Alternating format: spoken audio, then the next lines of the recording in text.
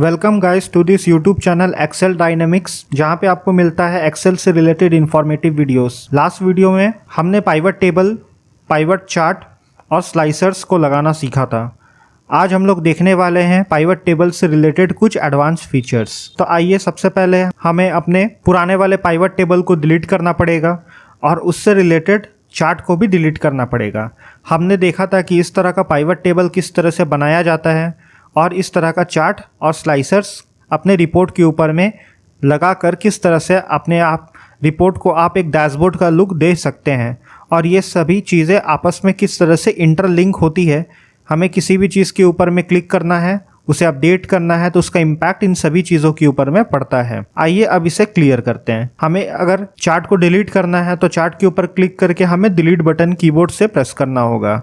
और सिमिलरली हमें स्लाइसर्स को भी वन बाय वन डिलीट करना होगा। अब पाइवट टेबल से एलिमेंट्स को हमें डिलीट करने के लिए पाइवट टेबल के ऊपर में क्लिक करना होगा और आप देख सकते हैं कि हमारे पास एक फील्ड लिस्ट इंसर्ट हो गया है। जैसा कि लास्ट वीडियो में हमने देखा था कि इस तरह से इस फील्ड लिस्ट के मदद से हम लोग पाइवट टेबल रिपोर्ट को डेवलप भी कर सकते हैं और उसे डिलीट भी कर सकते हैं। इन केस अगर ये फील्ड लिस्ट आपके पास ना आए, मैं आपको यहाँ पे करके दिखाता हूँ। अगर मैं एक बार इस फील्ड लिस्ट को यहाँ से क्लोज कर देता हूँ तो अगर आप पाइवट टेबल रिपोर्ट के ऊपर में क्लिक भी करेंगे तो वो फील्ड लिस्ट आपके पास यहाँ पे नहीं आएगा। तो उस केस में आप पाइवट टेबल रिपोर्ट के ज़रिए किसी भी तरह का चेंजेस नहीं कर सकते हैं। इसके लिए फील्ड लिस्ट को आपको वापस यहाँ पे लाना होगा। फील्ड लिस्ट को दोबारा यहाँ लाने के लिए जाना होगा एनालाइज टैब पे और आपको जाना होगा फील्ड लिस्ट पे। जैसे ही आप फील्ड लिस्ट पे क्लिक करेंगे तो ये दोबारा आपके पास यहाँ पे अवेलेबल होगा और इसके ज़रिए आप किसी भी एलिमेंट को यहाँ पे रो, कॉलम, वैल्यू या फिल्टर लेवल पे ऐड कर सकते हैं या फिर वहाँ से डिलीट भी कर सकते हैं। तो आइए हम यहाँ से सारी चीज़ें को क्लियर कर लेते हैं और पाइवट टेबल को फिर से एक बार बनाते हैं और कुछ एडवांस चीज़ों के बारे में यहाँ पे स्टडी करते हैं। फॉर एग्जाम्पल, हमने यहाँ पे प्रोडक्ट कैटेगरी को रो पे डाला और सेल्स अमाउंट को हमने यहाँ पे वैल्यू पे डाला। तो इस तरह से आप देख सकते हैं कि आपका एक पाइवट टेबल रिपोर्ट प्रिपेयर हो गया है जहाँ पे प्रोडक्ट कैटेगरी वाइज हमें टोटल सेल्स दिखाई दे रहा है। अब हम ये देखना चाहते हैं हमारा कौन सा कैटेगरी का प्रोडक्ट कितना % सेल टोटल सेल्स के कंपैरिजन में कंट्रीब्यूट कर रहा है। तो ये देखने के लिए हमें यहाँ पे सेल्स अमाउंट को दोबारा यहाँ से लेकर वैल्यू में फिर से डालना पड़ेगा। तो अब आप देखिएगा कि आपके पाइवट टेबल रिपोर्ट पे 2 सेल्स अमाउंट दिया गया है। पहला सेल्स अमाउंट 1 और दूसरा sales amount 2। First sales amount में हमें किसी तरह का कोई चेंजेस नहीं करना है क्योंकि ये आपका सेल्स के वैल्यू को रिप्रेजेंट करेगा। और सेकंड वाला जो आपका सेल्स अमाउंट है, और यहाँ पे आपको राइट क्लिक करना होगा। राइट क्लिक करने के बाद आप चले जाएंगे वैल्यू फील्ड सेटिंग पे।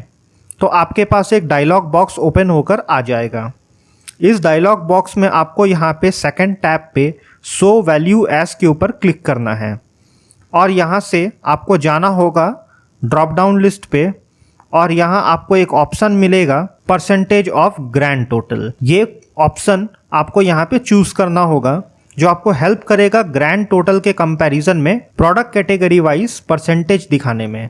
और आप इससे ये एनालाइज कर पाएंगे कि कौन से प्रोडक्ट कैटेगरी का टोटल सेल्स के कंपैरिजन में कंट्रीब्यूशन कितना % है। और आपको यहाँ ओके पे क्लिक करना होगा। जैसे ही आप ओके के ऊपर क्लिक करेंगे तो आप देख सकते हैं कि प्रोडक्ट कैटेगरी वाइज कौन सा product category total sales value का कितना % कंट्रीब्यूट कर रहा है।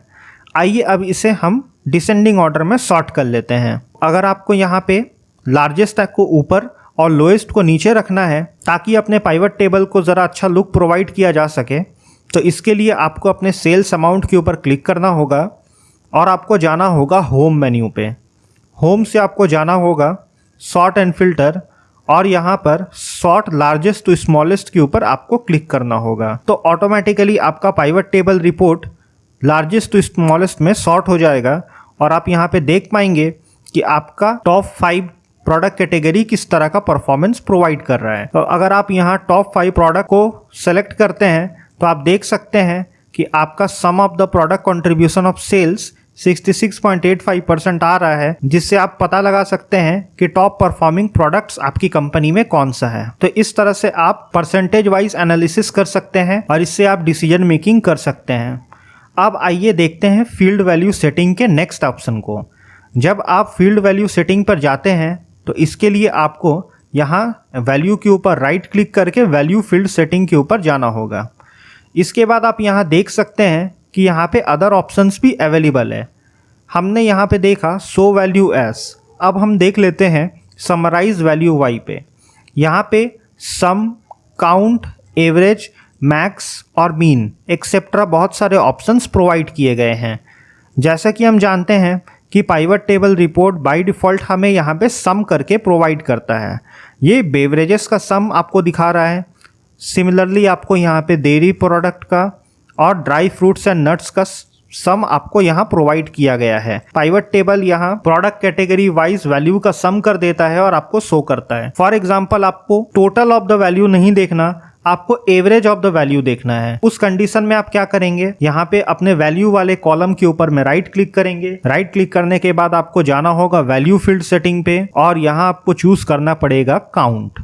जैसा ही आप काउंट लेकर ओके करेंगे तो आपको यहाँ पे काउंट शो करेगा, ना कि सम। और अगर आपको एवरेज देखना हो तो आप एवरेज के ऊपर में क्लिक करके ओके करेंगे तो आपको यहाँ पे एवरेज वैल्यू शो करेगा। तो आप देख सकते हैं कि एवरेज ऑफ अमाउंट आपको यहाँ पे शो कर रहा है। अगर आप इसको ध्यान से देखें तो आप पाएंगे कि यहाँ डेसिमल्स का काफ़ी ज़्यादा प्रॉब्लम है। जहाँ पे आपको कुछ वैल्यूज़ पे डेसिमल्स दिखाई नहीं दे रहे हैं, कुछ वैल्यूज़ के ऊपर में आपको बहुत ज़्यादा डेसिमल्स दिखाई दे रहे हैं और कुछ में आपको सिंगल डेसिमल्स दिखाई दे रहे हैं। अगर आप यहाँ पे डेसिमल्स को नहीं रखना चाहते हैं, एक फिक्स्ड नंबर ऑफ डेसिमल्स को रखना चाहते हैं, तो उसके लिए आपको यहाँ राइट क्लिक करना होगा और अगेन आपको जाना पड़ेगा वैल्यू फील्ड सेटिंग पे। फिर यहाँ से आपको जाना पड़ेगा नंबर फॉर्मेट पे, देन फिर आपको जाना होगा नंबर, डेसिमल प्लेसेस को हमें करना पड़ेगा 2 और क्लिक करना होगा ओके पे। तो ऐसा करने पे कंप्यूटर सभी के लिए एक कॉमन नंबर ऑफ देगा। ओके पे हमें यहाँ क्लिक करना होगा।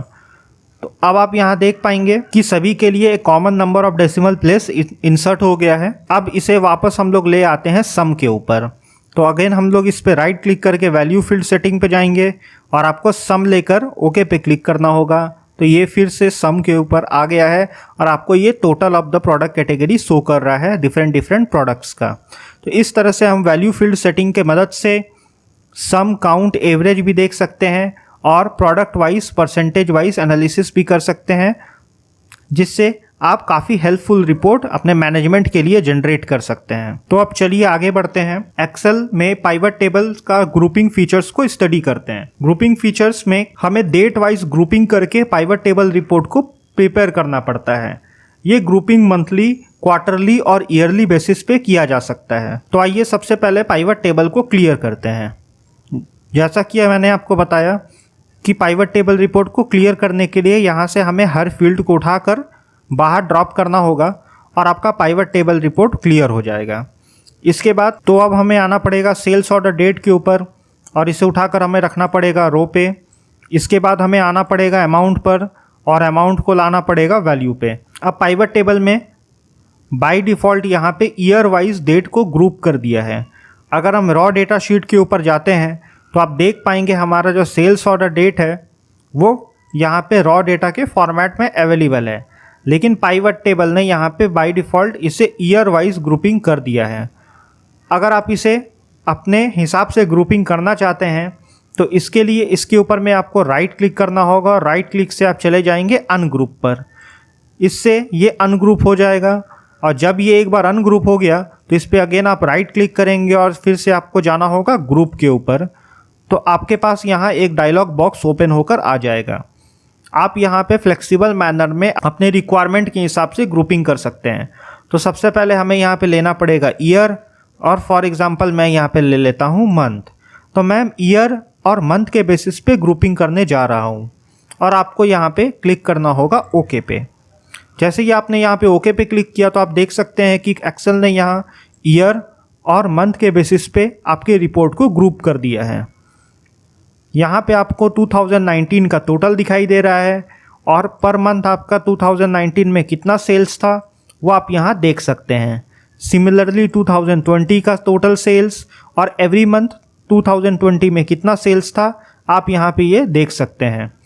अगर आप ये दोनों चीज़ें अलग अलग कॉलम में लाना चाहते हैं तो इसके लिए हमें जाना पड़ेगा डिज़ाइन टैब पे और डिज़ाइन से फिर आपको जाना पड़ेगा रिपोर्ट लेआउट पे और यहाँ से आपको क्लिक करना होगा शो इन टैबुलर फॉर्म।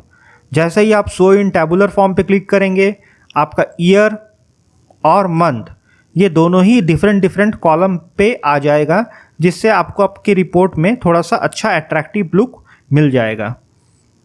अब इसे हमें अनग्रुप करना होगा। अनग्रुप करने के लिए आप चले जाएंगे अगेन अनग्रुप के ऊपर। अब आइए इसे क्वार्टरली ग्रुपिंग करके देख लेते हैं। क्वार्टरली ग्रुप करने के लिए राइट क्लिक, ग्रुप, और आपको यहाँ पे मंथ को यहाँ पे अनसेलेक्ट करना होगा। हमने यहाँ सेलेक्ट किया ईयर और उसके बाद हमने यहाँ सेलेक्ट किया क्वार्टर। ओके पे क्लिक किया तो आप देखिए जिस तरह से हमने ईयरली और मंथली बेसिस पे इसे ग्रुप किया था, अब हमने इसे ईयरली और क्वार्टरली बेसिस के ऊपर ग्रुप कर लिया है। तो इस तरह से आप पाइवट टेबल के ज़रिए डेट वाइज ग्रुपिंग कर सकते हैं और यहाँ पाइवट टेबल को क्रिएट कर सकते हैं। अब बढ़ते हैं नेक्स्ट फीचर के तरफ, जहाँ पे मैं आपको बताने वाला हूँ कि अगर रॉ डेटा में कुछ न्यू डेटा ऐड किया जाए तो उस केस में उसे वहाँ पाइवट टेबल पे अपडेट किस तरह से किया जाता है। आ जाते हैं रॉ डेटा वाले शीट पे। अगर हम यहाँ पे रॉ डेटा पे देखें तो आपको यहाँ पे 2020 और 2019 का डेटा दिया गया है। अगर आपको यहाँ कुछ न्यू डेटा ऐड करना हो तो न्यू डेटा ऐड करने के लिए आपको यहाँ पे क्लिक करना होगा और कंट्रोल के साथ आपको डाउन एरो प्रेस करना होगा। ऐसा करने पे आप सबसे लास्ट वाले रो पे आ जाएंगे और यहाँ पे आप न्यू डेटा को इंटर कर सकते हैं। अब आप देख सकते हैं कि हमारे पास कुछ न्यू डेटा अवेलेबल है। अब इस न्यू डेटा को हमें उठाकर अपने पाइवट टेबल के रॉ डेटा के ऊपर में पेस्ट करना है और उसे हमें अपने पाइवट टेबल के ऊपर ऐड करना है। तो इसके लिए आप कीबोर्ड से Ctrl+A प्रेस करेंगे और न्यू डेटा को यहाँ पे कॉपी करेंगे। कॉपी करने के बाद आपको जाना होगा अपने पाइवट टेबल रिपोर्ट पे। मैं आ गया हूँ अपने पाइवट टेबल रिपोर्ट वाले शीट पे और यहाँ पे इसे हम Ctrl+V प्रेस करके पेस्ट कर देते हैं। हमारे पास यहाँ न्यू डेटा पेस्ट हो गया है। अब इसका इफेक्ट आपको अपने पाइवट टेबल रिपोर्ट के ऊपर नहीं पड़ेगा, क्योंकि इसे हमने पाइवट टेबल बनाने के बाद अपने रॉ डेटा में ऐड किया है।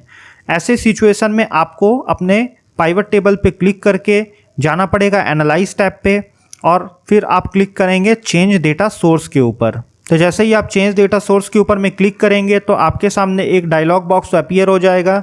इस डायलॉग बॉक्स के ज़रिए आपको अपने पाइवट टेबल के रेंज को चेंज करना पड़ेगा और यहाँ पे न्यू डेटा के साथ इसे मर्ज करना पड़ेगा। तो आपको अपने रॉ डेटा के ऊपर क्लिक करना है और यहाँ पे आपको कीबोर्ड से Ctrl+A प्रेस करना है। जैसे ही आप Ctrl+A प्रेस करेंगे तो आपका इंटायर डेटा सेलेक्ट हो जाएगा। आप देख सकते हैं कि हमारा डेटा पहले 66 रो तक अपडेटेड था, अब आपका डेटा यहाँ 131 रो तक अपडेट हो चुका है। इसके बाद हमें यहाँ पे करना होगा ओके। तो आप देखिएगा यहाँ न्यू डेटा ऐड हो गया है। अगर इन केस ये अपडेट नहीं होता है तो अपने पाइवट टेबल के ऊपर में राइट क्लिक करना है और राइट क्लिक करने के बाद आपको रिफ्रेश बटन के ऊपर क्लिक करना है, तो ये ऑटोमेटिकली अपने पाइवट टेबल के ऊपर अपडेट हो जाएगा। तो चेंज डेटा सोर्स एक ऐसा फीचर है जिसके मदद से हम लोग अपने डेटा सोर्स के रेंज को चेंज कर सकते हैं और न्यू डेटा चाहे वो रो वाइज हो या कॉलम वाइज हो उसे अपडेट कर सकते हैं। और इसके बाद आप यहाँ पे राइट क्लिक करके रिफ्रेश पे क्लिक करेंगे तो जो भी आपने रेंज वहाँ पे डिफाइन किया होगा उसके अकॉर्डिंगली आपका पाइवट टेबल रिपोर्ट जनरेट हो जाएगा। तो ये था पाइवट टेबल से रिलेटेड सेकंड पार्ट। प्लीज़ मेरे चैनल को सब्सक्राइब करें और अपने फ्रेंड्स के साथ शेयर करें। Thank you.